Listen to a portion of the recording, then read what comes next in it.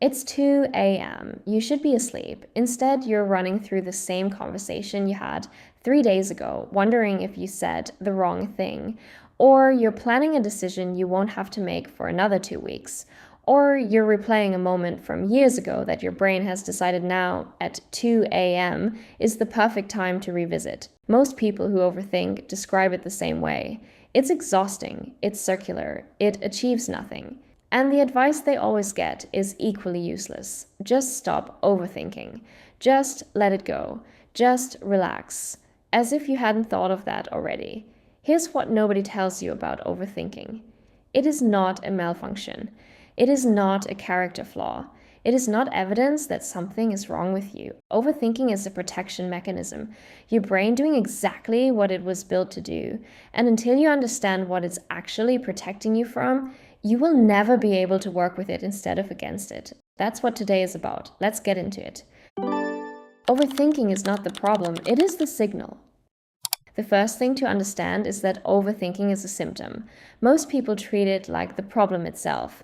They try to stop the thoughts, suppress them, and distract themselves out of them. And sometimes that works temporarily, but the thoughts always tend to come back. And that's because you didn't address what triggered them in the first place. Think of overthinking more like a warning light on your car dashboard. The light is annoying and disruptive, but covering the light doesn't fix the engine. Overthinking is essentially your brain's warning light. It is telling you that something beneath the surface needs attention.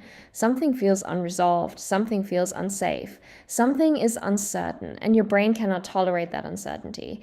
And so the key question is not, how do I stop overthinking? It's, what is my overthinking trying to protect me from? Because the moment you ask that question honestly, the overthinking stops being a random noise in your head and starts being useful information. And then your job is to figure out what that is. Carl Jung put it beautifully. Until you make the unconscious conscious, it will direct your life, and you will call it fate. Your overthinking is your unconsciousness trying to get your attention. Stop trying to silence it and start trying to understand it. The 4 things overthinking is usually protecting you from. So, what is it actually protecting you from? In most cases, it comes down to one of 4 things. The first is failure. If you think through every possible way something could go wrong, every scenario, every risk, every disaster, then nothing can catch you off guard. Overthinking as preparation, overthinking as armor. The problem is that no amount of thinking actually eliminates the risk. It just delays the moment you have to face it. The second is judgment. Replaying conversations, wondering what people thought, second-guessing what you said. This is overthinking as social protection. Your brain scanning for threats to your place in the group. Because for most of human evolution, being rejected from the group was genuinely life-threatening. Your brain still treats social judgment as a survival issue. The third is loss. Overthinking about decisions is often really about fear of losing something. The relationship, the opportunity, the version of yourself that would have existed if you'd chosen differently. Overthinking keeps you in the decision indefinitely, so you never have to experience the loss that comes with choosing. And the fourth is the unknown.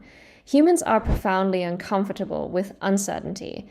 The brain would rather have a bad answer than no answer at all. So it keeps thinking, keeps running scenarios, trying to manufacture certainty in a situation that genuinely doesn't have any yet. Knowing which of these 4 you're overthinking is pointing at changes everything about how you respond to it. The anxiety connection, why overthinkers feel everything more. Here's something that a lot of overthinkers recognize in themselves but rarely talk about.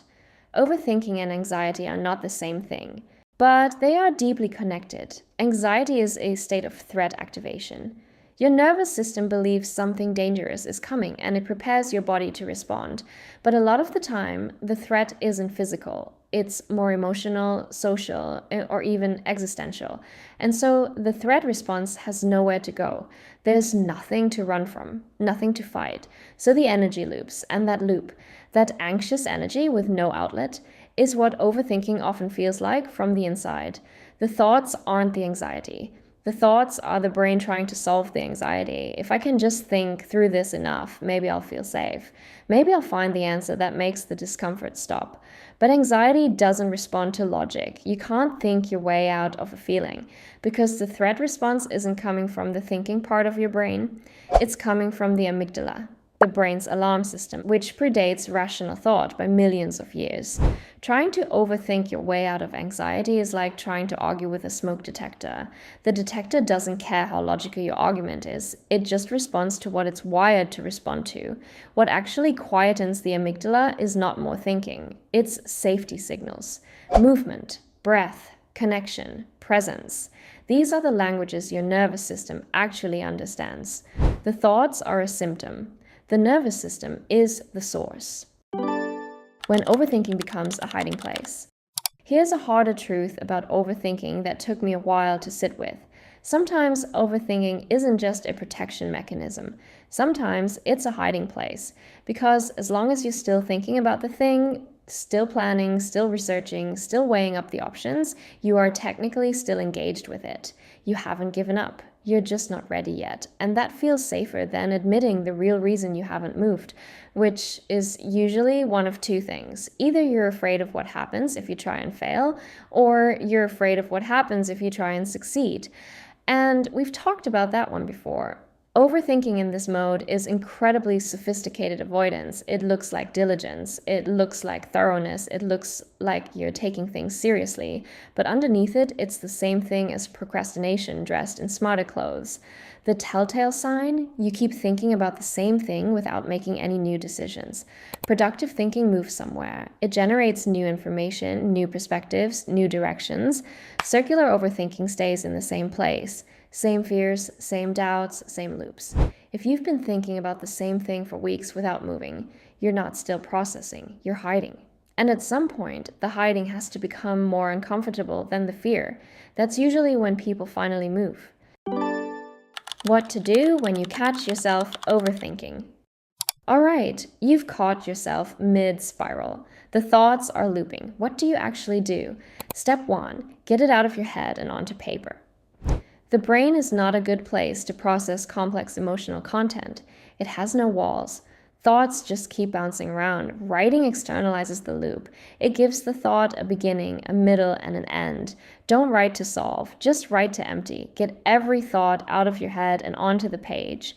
Most people find that once it's written down, it becomes much less frightening. It had been filling all available mental space. On paper, it's often just a few lines. Step 2, ask the right question. Not what should I do about this? That's too big. Ask instead, what specifically am I afraid of here? Get granular. Name the actual fear, not just failure. Failure to do what? Being judged by whom? Losing what exactly? The more specific you get, the smaller the fear becomes. Vague fears are enormous. Named fears are manageable. Step 3, ask what you would tell a friend. If your closest friend came to you with this exact situation, same thoughts, same fears, same loop, what would you say to them? Almost certainly you'd be kinder, more rational, more compassionate. Now say that to yourself. Step 4, take one small action in the real world. Overthinking lives in your head.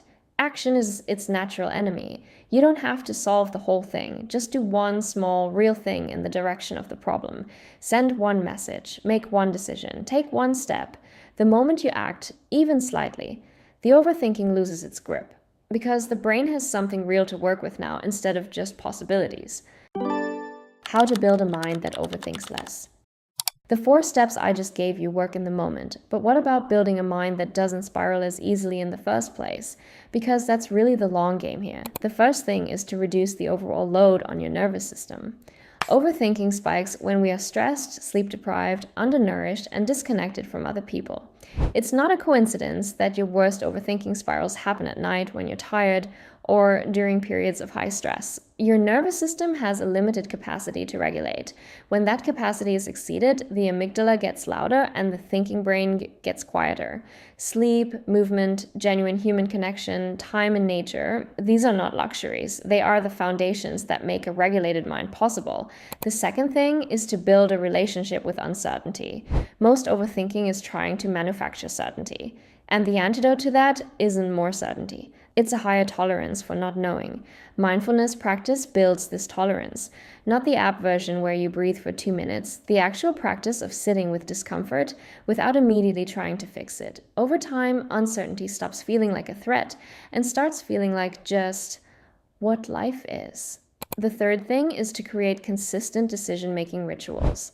A lot of overthinking is about unmade decisions sitting open in your mental browser. Every open decision tab drains cognitive resources. Close the tabs by making the decision and moving on. Perfectionism and overthinking are siblings. Letting go of perfect decisions is letting go of a lot of overthinking too. Recap time.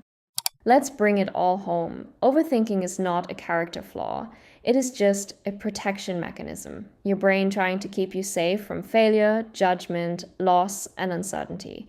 It's a warning light, not the problem itself. The question is never how do I stop? It's what is this trying to tell me? Overthinking and anxiety are connected. You can't think your way out of a feeling because feelings don't live in the thinking brain.